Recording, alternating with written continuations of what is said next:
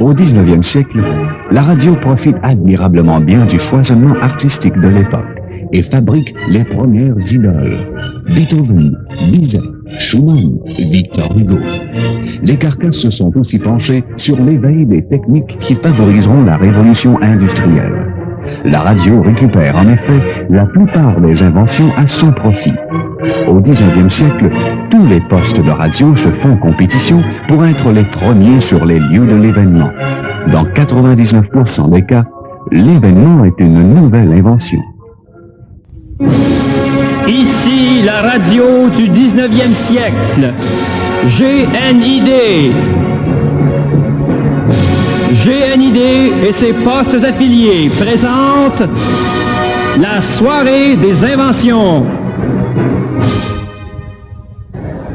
Bonjour tout le monde et bienvenue à la soirée des inventions. Toute l'équipe du réseau GNID est aux aguets ce soir pour vous informer minute par minute de toutes les nouvelles inventions qui révolutionneront le 19e siècle. Nos reporters, dispersés aux quatre coins du monde, nous feront parvenir des commentaires, des interviews directement des lieux de l'invention. J'en profite pour saluer mon collègue Jacques, qui m'assistera tout au long de la soirée. Bonsoir Bernard. Bonsoir. Ainsi que les auditeurs qui sont en studio avec nous. Attention, voici notre première invention de la soirée. En effet, Bernard, c'est un reportage en direct de Terre-Neuve de Simon Durivage. Allez-y, Terre-Neuve.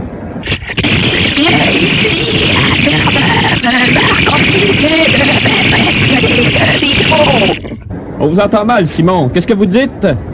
Je dis que Marconi vient de perfectionner le micro. Merci, Simon Durivage. Excuse-moi Jacques, mais on vient d'apprendre qu'à 17h15, Fahrenheit vient d'inventer le thermomètre. Oui. Pierre Dufour est sur les lieux en Angleterre. Alors, Monsieur Fahrenheit, est-ce que ça fait longtemps que vous faites de la température? Ça fait 2 ans, hein. Et pourquoi avez-vous mis le point de congélation de l'eau à 32 degrés sur votre thermomètre? Voyez-vous, quand l'eau est entre l'état liquide et l'état solide, on peut dire qu'elle est 32 degrés, hein. Ouais. Et jusqu'où peuvent-ils monter, vos thermomètres? Ils peuvent monter jusqu'à 348 piastres. On a même envoyé des thermomètres à l'université, vous savez. Oui? Ceux-là, ce sont des thermomètres gradués. Et si on parlait un peu, là, du thermomètre de votre principal concurrent, le français Celsius. Celsius, c'est un gros zéro. Puis à part ça, son thermomètre, là, vous savez où il peut se le mettre, hein? Merci, Monsieur Fahrenheit. Bernard? Oui, Jacques. Ça y est, Bernard, en France, Lavoisier vient de faire l'analyse de l'air. Très bien. Allez-y, la France. Monsieur Lavoisier, qu'est-ce qu'il y a dans l'air au juste? Alors, des oiseaux, des bibites, des nuages et un pourcentage indéterminé de 3 gaz inconnus. Alors, merci, Monsieur Lavoisier. À toi, Bernard. Merci. On revient après l'identification et un commanditaire. Ici GNID, le poste qui réinvente la radio.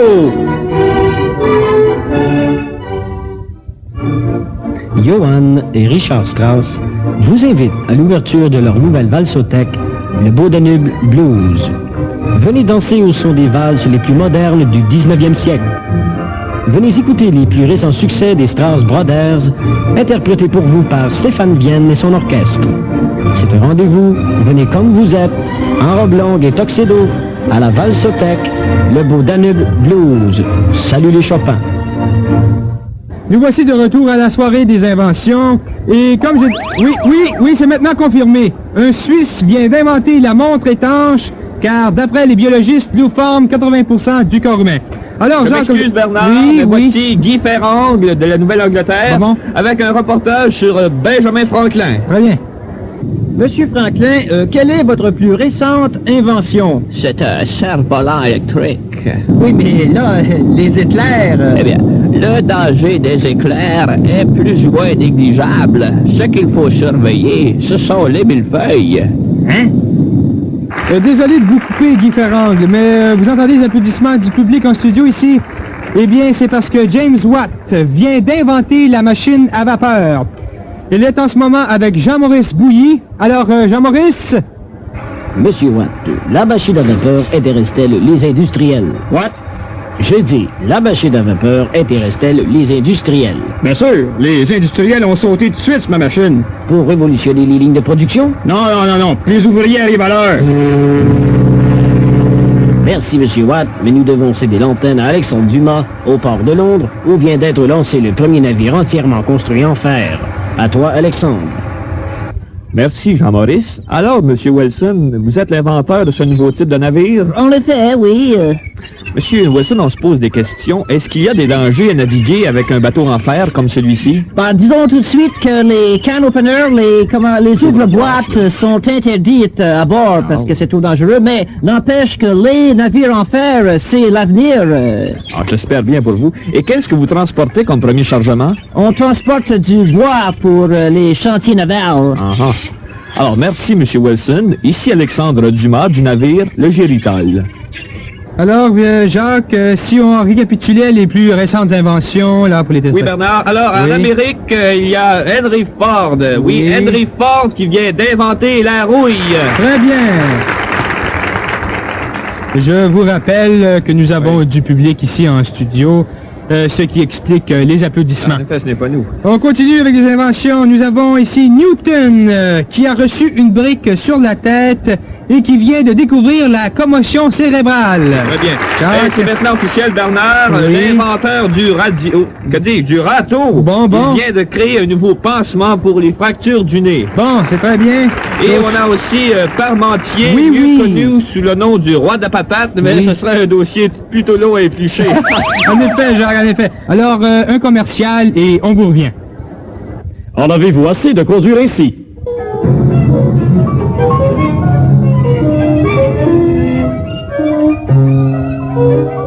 N'aimeriez-vous pas mieux conduire comme ceci? L'école de conduite Beethoven vous permettra en quelques semaines de devenir un bon conducteur. Avez-vous la difficulté à démarrer vos concerts? Vous ne savez pas comment vous diriger? Comment arrêter une symphonie? L'école de conduite Beethoven met à la disposition de ses élèves 30 orchestres symphoniques entièrement équipés. Votre pianiste a-t-il le pied trop pesant sur la pédale? Vos instruments avant sont-ils à l'arrière?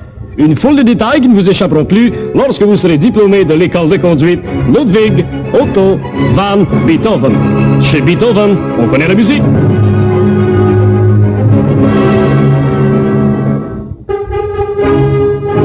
Écoutez Radio Invention dans votre bain et comme Archimède, vous direz « J'ai une idée ».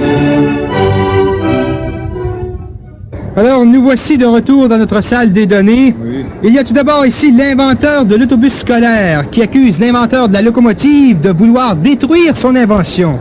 Alors, on apprend à l'instant, Bernard, qu'une violente explosion vient de secouer le laboratoire d'Alfred Nobel en Suède. On me dit que c'est la 3e fois que ça lui arrive cette semaine. Ces recherches doivent vraiment aller mal. Pour moi, il n'inventera pas la dynamite cette année. Alors, attention. Oui, c'est confirmé. Samuel Morse vient d'inventer l'alphabet Morse. Notre reporter est avec lui. Monsieur Morse, qui vous a donné l'idée d'inventer cet alphabet? Ça m'est venu d'un coup. Eh bien, merci, Monsieur Morse. C'est tout le temps que nous avions. Ok. Passons immédiatement en France, où Louis Pasteur vient de découvrir les microbes. Rejoignons notre reporter Normand Lestoil dans une porcherie quelque part en Bretagne. Monsieur Pasteur, que faites-vous dans cette porcherie? Eh bien, mes assistants et moi, nous sommes à la chasse aux microbes. Et nous allons sûrement en capturer dans un endroit sale comme celui-ci. Mais comment allez-vous procéder? Alors, je vais me tenir à ce bout de la porcherie avec ce pot de verre, voyez-vous? Oui. Et mes assistants là-bas vont avancer dans la porcherie en faisant du bruit pour apeurer les microbes et les refluer vers moi. En fait, c'est une battue. Oui, c'est ça. Alors, allez-y, vous autres, avancez là. Bon, pendant qu'ils s'en viennent, la pasteurisation du lait, est-ce que ça donne des résultats? Mais bien sûr, depuis que le lait est pasteurisé, peu de ménagères se sont fait mort dans des pains de lait enragés. Attention, les voici. Ah, voici les microbes. Attention. Ah, les petits verres. Là, les tiens. Eh bien, merci, Monsieur Pasteur. Nous vous rappelons que la soirée des inventions est une gracieuseté de nos commanditaires, dont voici un message. Ici Pierre de Coubertin, le restaurateur des Jeux Olympiques. Je vous invite à visiter mon nouveau restaurant, le Disque au bol de soupe. Nous vous offrons un menu grandiose qui saura plaire aux goûts les plus raffinés. Viande sautée à la haie, steak minute servi en 58 secondes 13 centièmes, nouvelle marque olympique. Soupe au pois de 8 kilos, perche chaude, steak de cheval allemand, filet de ballon volant et une quantité impressionnante de médailles. Venez déguster nos breuvages maison, nos jus olympiques. Comme dessert, prenez une tire au pigeon d'argile. Oui, le Disque au bol de soupe, le restaurant avec les prix les plus élevés de Paris. Nous sommes situés au sommet de la Tour Eiffel.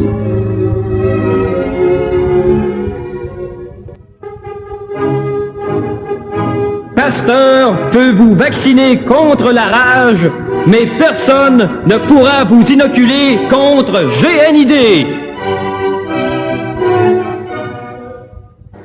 Voici quelques inventions toutes fraîches. Alexander Graham Bell vient d'inventer le téléphone. Alors, on attend vos appels pour savoir ce que vous en pensez. Voici quelque chose d'intéressant. Monsieur Eastman, le créateur de l'appareil photographique, est actuellement en Belgique sur la plaine de Waterloo. Notre reporter est sur les lieux. Je suis ici au beau milieu de l'armée de Napoléon et j'ai à côté de moi Monsieur Eastman et son appareil photographique. Monsieur Eastman, Votre appareil a-t-il un défaut quelconque, là? Oui, le sujet qu'on photographie doit demeurer parfaitement immobile pendant 4 secondes. Pourriez-vous prendre une photo pour nous immédiatement, là? Ah, certainement. Je vais prendre une photo de la bataille là-bas. Alors, voulez-vous me passer mon porte-voix, s'il vous plaît? Ouais, le v'là, là. Merci beaucoup. S'il vous plaît, une photo, ne bougeons plus, merci. 1, 2, 3, 4, merci. Eh bien, merci, Monsieur Eastman. Ici Paul-André Comeau, directement de Waterloo, en Belgique, qui vous dit... Eh bien, Bernard, Monsieur Edison nous a apporté sa plus récente trouvaille, le phonographe. Et je pense, Monsieur Edison, que vous avez apporté un disque avec vous, n'est-ce pas? Ah, merci bien. Alors, sur ce disque, Monsieur Edison a enregistré sa voix. Alors, on va écouter ça. Je mets le disque sur le phonographe.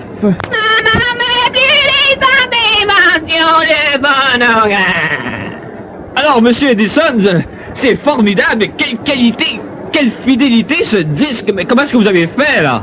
Eh bien, c'est en travaillant bien fort que j'ai pu réussir.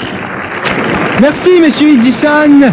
Merci bien, Jacques. merci Bernard. Merci à tous nos reporters et à tous les inventeurs du 19e siècle. C'est tout pour la soirée des inventions. Revenez-nous pour la suite de la radio du 19e siècle. Au revoir.